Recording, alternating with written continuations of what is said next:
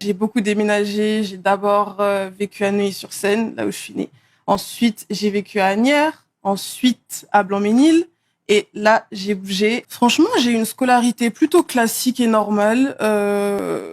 Ouais, une scolarité lambda. J'ai eu un bac littéraire. Ensuite, pourquoi, je ne sais pas. J'ai décidé de faire une école de commerce qui n'a rien à voir avec le secteur littéraire et tout ça. Et puis je me plaisais pas tellement parce que je sentais que j'étais pas réellement à ma place et j'ai toujours été une passionnée de la mode, tu vois. Et donc j'ai fait 1 an et demi, on va dire ça comme ça. Et puis comme ça, d'un coup de tête, je me suis dit allez c'est bon, j'en ai marre, je vais pas faire quelque chose, tu sais un truc formaliste, tout ce qu'on attend de moi en tout cas, parce que mes parents voulaient vraiment que que je fasse des études dites classiques, ce qu'ils appellent classiques. Donc avocat ou peu importe, du droit et voilà. Et puis je me suis dit non, c'est bon, je sais. J'avais confiance en moi en fait, étonnamment, de mon très jeune âge à ce moment-là. Mais je me suis dit non, en fait, je vais poursuivre ma voie, je vais faire une école de mode. Et donc en cours de route, j'ai décidé de changer. J'ai fait une école de business school. Ça s'appelle EIDM l'école. Et c'était l'école que j'avais trouvée justement parce qu'il fallait que je fasse une rentrée décalée. Les écoles que je voulais faire de base ne faisaient pas de rentrée décalée. J'avais déjà manqué la rentrée et tout ça, casse-tête. Je me suis dit, c'est pas grave, l'école elle a l'air bien, c'est ce que tu veux faire, let's go, on y va. Et j'ai obtenu mon bachelor, donc un bac +3. Je voulais faire un master, mais franchement, avec ce que je faisais à côté, c'était trop compliqué. Donc je me suis dit, vas-y Didi, c'est pas grave. Moi, j'ai vécu avec ma maman, j'ai vécu avec l'un de mes grands frères de mon jeune âge, et puis ensuite, lui, il est parti à Londres. Il a préféré vivre à Londres et tout ça avec la famille du côté de mon papa. Et puis moi, j'ai vécu avec ma maman et mes 2 petits frères. Franchement, classique, hein. En vrai, classique, mais sans l'être aussi. Parce que quand on a un papa qui est artiste, forcément, ça bouge beaucoup. Le papa peut malheureusement, indépendamment de sa volonté, se montrer un peu absent. Et tout ça, on bougeait tout le temps, on voyageait tout le temps. Et je dis toujours en fait que j'ai, selon moi, grandi entre Paris et Kinshasa parce que je bougeais littéralement tout le temps. À chaque fois, on me demande mais tu vas où, Kinshasa? Tu vas où, Kinshasa? Je connaissais pas d'autres destinations. Je connaissais rien d'autre que Kinshasa. Et c'est que maintenant, là, que je commence un peu à découvrir le monde. Je voyage et tout, par la grâce de Dieu avec mon travail. Mais sinon, de base, c'était que Kinshasa, mon papa, le suivre. Et avant même que mes petits frères arrivent, je me souviens que je voyageais tout le temps avec mon père. Ça s'est calmé un peu quand je suis rentrée en primaire et que mon petit frère a suivi. Parce qu'on on a un écart assez conséquent avec le deuxième, enfin, le premier, quoi. Celui qui suit, oui. Pardon, 6 ans, et puis l'autre 9 ans. Donc j'ai été fille unique pendant longtemps, et j'étais tout le temps là à suivre mon père dans les tournées, dans les pays d'Afrique et tout ça. Je voyais les gens, machin chouette et tout. Et ouais, donc c'est un peu la partie fun et atypique de mon enfance, on va dire ça comme ça. L'une de mes motivations premières, parce que j'ai toujours voulu m'émanciper. Moi, je suis quelqu'un, je déteste dépendre des gens. Ouais. Déteste, même de mon propre papa. Je l'aime, il y a pas de problème. Il a pris soin de moi, mais à un moment donné, je me dis non, je veux faire mon chemin. Et même en le regardant, hein, tu sais, en l'observant, en voyant son parcours, tu te dis non, moi peut-être pas pareil, tu vois, pas le monde de la musique, etc. et tout ça, mais je me dis non, je vais faire pareil. Moi aussi, je veux avoir ma propre carrière, mon propre chemin, tu vois, tracé et écrire ma propre histoire, tu vois. Et quand j'étais plus jeune, j'en avais marre d'être constamment appelée la fille de Kofi. La fille de Kofi. Quand, tu sais, peu importe ce que je faisais, c'était la fille de Kofi a fait ça, la fille de Kofi a dit ça, la fille de Kofi est allée là. Je me disais non, c'est pas possible. C'était pas possible. Et à chaque fois, je disais à ma mère, je disais, regarde, tu vois ça va se transformer, ce sera plus la fille de Kofi, ce sera Didi Stone, point barre. Tu vois. Je me suis toujours dit, je vais tracer mon propre chemin, écrire ma propre histoire. Je refuse d'être derrière, tu vois, quelqu'un rattaché comme ça. Et je me suis battue. Et puis, il y avait aussi ce truc-là où, en quelque sorte, en fait, je voulais prouver, hein. Franchement, qu'on se dise la vérité, moi, je voulais vraiment prouver à mes parents parce qu'au début, mon père, par exemple, il était totalement contre. Il avait la peur. Et puis, je pense aussi, qu'on se dise la vérité, il y avait un certain mépris par rapport au monde de la mode. Tu vois, pour lui, quand je lui disais que je voulais faire de la mode, il se disait mais qu'est-ce que c'est la mode, tu vois? Qu'est-ce que c'est la mode? Donc en fait, tu vas juste faire des photos et puis c'est tout. Tu sais, c'est pour lui c'était de la rigolade et tout ça. C'est pas un vrai métier. Lui, il a toujours, contrairement à ce que certaines personnes peuvent penser, parce que je sais qu'on a des clichés par rapport à notre famille, mon papa et moi, tu vois. Il a toujours voulu que ses enfants fassent des études classiques, traditionnelles, avocat, droit, machin, tout ça là, médecine, etc. Lui, il était pas dans les blagues. Lui, c'est vraiment les études, même la musique, hein. Il veut rien entendre. J'ai fait cursus classique, il n'y a pas de problème. Et puis d'un coup, changement de direction. Je lui dis non, je vais faire de la mode. Et il me disait mais non. En fait, mais non. Et puis t'as ma maman à côté, elle était pas contre. Elle, c'était juste, tu fais ce que tu veux faire. Si tu veux faire un peu de mode, ok. Par contre, ma belle, tu me ramènes un diplôme. Tu sais, ils étaient vraiment sérieux. C'était, tu me ramènes mon petit baccalauréat. Je veux que tu poursuives un peu parce qu'on sait jamais. Il faut toujours avoir un bagage, etc. Et donc c'est ça. Et donc je me suis toujours dit non. En fait, je veux leur prouver que t'inquiète. En fait, je vais réussir. On va me reconnaître aussi pour ce que je suis. Et ça va bien se passer, même financièrement, tout ça. Je vais être indépendante. Je voulais un peu leur mettre une claque, on va dire ça comme ça. Et puis par la grâce de Dieu, j'ai obtenu des contrats, etc. L'Oréal, toutes ces grandes firmes qui m'ont approché et tout ça. Et puis là, mon père, parce que mon père n'était pas au courant. Il faut savoir aussi, contrairement à ce que les gens pensent, mon père ne sait pas ce que je fais. Ça, c'est ma règle. Mon père, il sait pas. Mon père, il m'a jamais dit j'ai un contrat pour toi, je connais tel, rien. C'est toujours moi, toute seule, mon chemin, mes contacts, mes difficultés, mes échecs, toute seule, tu vois. Et puis je suis arrivée, j'ai dit bah voilà, je signe avec L'Oréal. Ah ok, je vais au Festival de Cannes. Ah j'ai rencontré Rihanna. Ah je bosse avec Jean-Paul Gaultier. Et quand tu commences à subvenir à tes propres besoins, quand tu vois que même la reconnaissance auprès des gens, les gens venaient le voir en disant oh ta fille et tout, bien et tout, on voit sur les réseaux machin et tout, Là il se dit ok. Et puis je pense aussi qu'il a vu mon sérieux, il a vu vraiment que je me battais pour ce que je voulais. Il me le disait. Après bon ça a changé, il a commencé aussi à m'encourager, tu vois. C'était au début qu'il était contre et quand il a vu qu'en fait non il y a quelque chose, il m'a poussé et tout ça. Et je pense que oui, quand il a vu qu'en fait c'était sérieux, que c'était pas des blagues, je ne faisais pas juste des photos ou être jolie, tu vois, entre guillemets sur les réseaux sociaux, il s'est dit ah oui d'accord, en fait ma fille, ouais, ok, bien. Ma mère elle voulait pas que je bouge. Hein. Ma mère c'est une maman très protectrice, elle est très derrière ses enfants, mais vraiment sa vie c'est ses enfants, tu vois. Et il y a ce truc-là, tu sais, même dans notre culture, etc., on dit qu'une jeune femme ne doit pas partir avant le mariage, etc., c'est pas bien. Et puis elle me disait aussi, mais pourquoi tu veux partir, étant donné que t'es bien, on te dérange pas, tu sors comme tu veux, tu voyages comme tu veux, tu subviens à tes propres besoins, etc., tu fais rentrer de l'argent, toi, ton épargne et tout, garde, machin, coffre et tout, et puis au bon moment, si tu trouves quelqu'un, le mariage et tout, là, tu partiras. Mais bon, à un moment donné, je me suis dit, bon, je suis un peu fatiguée quand même qu'on commence à me, je vais pas dire reconnaître, tu sais, dans mon quartier et tout, mais vas-y. Dans chaque famille, je pense, il y a des différends, il y a des disputes, il y a des mésententes, ça arrive partout. Je pense que je suis pas la seule, je suis pas la première, je suis pas la dernière. Et la seule chose qui diffère, en fait, c'est le fait que ce soit deux personnalités publiques et aussi le fait qu'on nous ait toujours vus très proches. Moi, j'ai toujours été une fille à papa. On a toujours été complices et tout ça. Maintenant, moi aussi, hein, ça fait mal, c'est désolant et tout ça. On est comme on est, mais l'amour est toujours là, Je continue, bien évidemment, c'est mon papa, on n'a qu'un seul papa. Je continue de le porter dans mon cœur. Je lui souhaite que le meilleur, je lui souhaite vraiment une paix et tout ce que son cœur désire, tu vois. Mais bon, moi je pense, comment je peux dire ça? J'ai confiance au Seigneur. J'ai confiance en Dieu.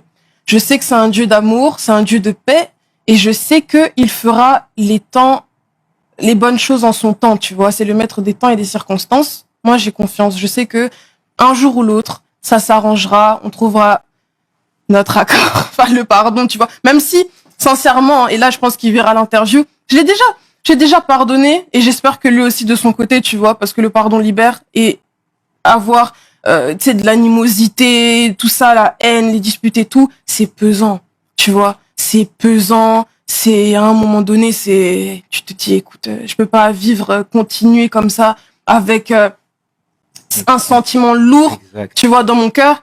Donc à un moment, tu dis, vas-y, c'est bon, c'est pas grave. Ça reste un être humain. On est tous des êtres humains, on n'est pas parfaits. Moi aussi, j'ai mes erreurs, j'ai mes torts.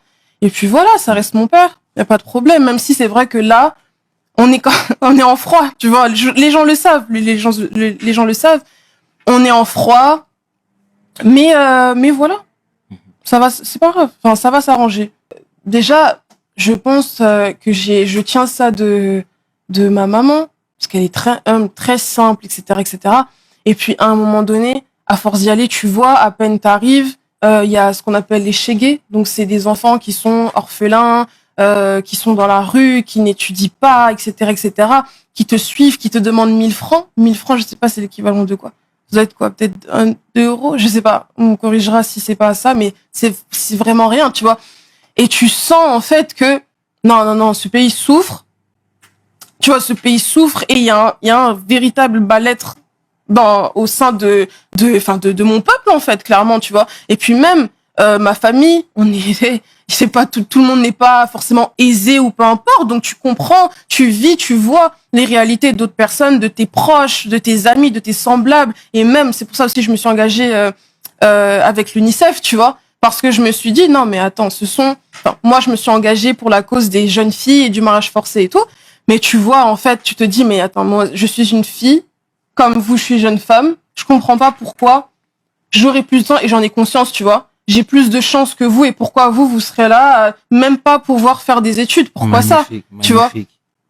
Et ça te fait toujours rester un peu down to earth. Et puis mon père aussi, il racontait tout le temps son histoire. Mon père m'a toujours dit, j'ai travaillé, j'ai bossé, je viens pas d'une famille riche. Il me racontait tout le temps. Il me disait, il me disait, je ne veux pas que mes enfants manquent comme moi j'ai manqué.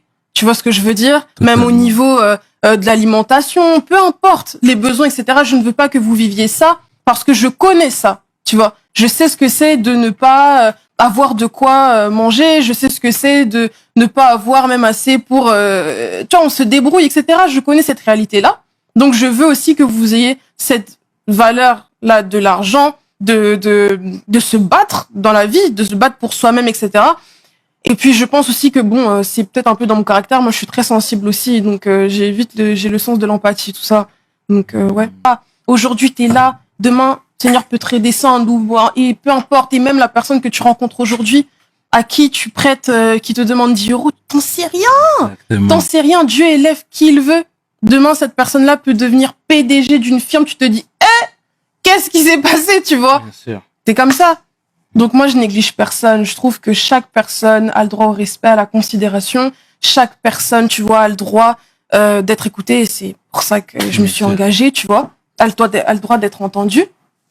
Et puis voilà, quoi. Ça fait... c'est un bon équilibre. On me pose souvent cette question. Ah ouais?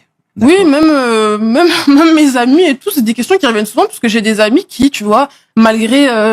non, c'est pas forcément... Ça n'a rien à voir avec l'âge, tu vois. Mais qui disent non mais moi ça y est, moi j'en ai marre, moi je veux retourner à Brazza ou en Côte d'Ivoire ou peu importe. J'ai des amis qui font de l'entrepreneuriat en Afrique, etc. Tu vois, ça inspire. Et moi je me suis toujours dit, je pense que chaque chose en son temps, en tout cas en ce qui me concerne. J'aime beaucoup mon pays, j'aime beaucoup Kinshasa. Kinshasa c'est chez moi. Moi quand je vais à Kinshasa, je dis jamais que je vais en vacances, je vais chez moi. C'est chez moi. Tu vois ce que je veux dire? Je me sens pas en vacances ou dépaysée ou quoi que ce soit. C'est ma terre, c'est là où je me ressource, c'est là où, tu vois, je prends les bonnes vibes, l'énergie, ma culture et tout ça et tout ça. Et je pense qu'à un moment donné dans ma vie, c'est obligé, peut-être que lorsque j'aurai peut-être fondé une famille ou que j'aurai même envie, tu vois, d'exporter. C'est dans mes projets, tu vois, tout mon travail là, tu vois, dans la mode, en Afrique, au Congo, pourquoi pas? Si Dieu me le permet. Tout ça là, c'est bien, c'est une enveloppe, machin, et tout, on s'habille bien, machin. C'est bien aussi, hein, c'est plaisant, tu vois, de temps en temps. Mais c'est bon, ça va. Et puis, moi, je pense que de temps en temps, la simplicité fait du bien. Mais vraiment, ça allège. Des fois, tu te dis, comme là que je t'ai expliqué en off, que j'étais chez ma grand-mère cet été, j'ai même pas pris de vacances et tout. J'ai passé 1 mois et demi, pas de photos, pas de réseau, no make-up, pas de vêtements, machin. C'était tout le temps église, maison, on sort un peu, etc., en détente et tout. Je pense que c'est bien, tu vois, de des fois se déconnecter de tout ce tralala, de tout ce chichi-là, tu vois, et de revenir vraiment à l'essentiel, tu vois, l'essence même de toute chose, c'est-à-dire cette humanité-là, les choses basiques, simples de la vie, ça fait du bien, tu vois. Ça fait du bien, et comme je t'ai dit, avec comment j'ai grandi, je connais un peu, tu vois, je dirais pas les deux extrêmes non plus, faut pas exagérer, tu vois, j'ai pas connu la misère et tout, mais tu sais ce que c'est d'être sans argent ou voilà, de galérer, etc. Et tu sais aussi ce que c'est d'être dans l'opulence, donc ça crée un équilibre, en tout cas à mon sens, qui est parfait. Et je suis toujours, même tu vois, des fois, quand je travaille, etc., quand je rencontre des personnes, j'essaye de jamais en faire trop. Quand par exemple je sens peut-être, tu sais, même malgré moi, que je commence à me laisser emporter, tu vois, par ce game-là, par ce jeu, par tout ce truc-là, je lui dis, franchement, c'est même pas calculé ou quoi que ce soit, en fait. Je me suis dit, j'ai l'habitude, je suis pas du genre à tout, tu vois, moi je suis pas comme ça, tout dire, je prends ma caméra 1, 2, 3, il se passe ça dans ma vie et tout, non, tu vois. Mais je me suis dit, j'ai partagé, par exemple, lorsque j'ai obtenu mon bachelor l'année dernière. J'ai partagé lorsque j'ai signé avec L'Oréal, avec Fenty Beauty, avec, tu vois, toutes ces firmes-là.